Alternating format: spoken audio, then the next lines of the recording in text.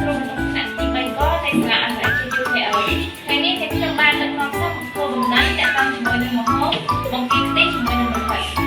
ប្រភេទសាស្ត្រមានដូចជានំប៉័ងបង្គាប្រហិតពីរមុខ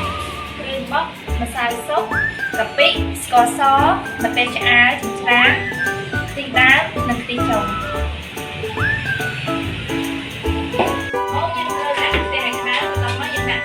មកទីដំបូងឲ្យវាពុះ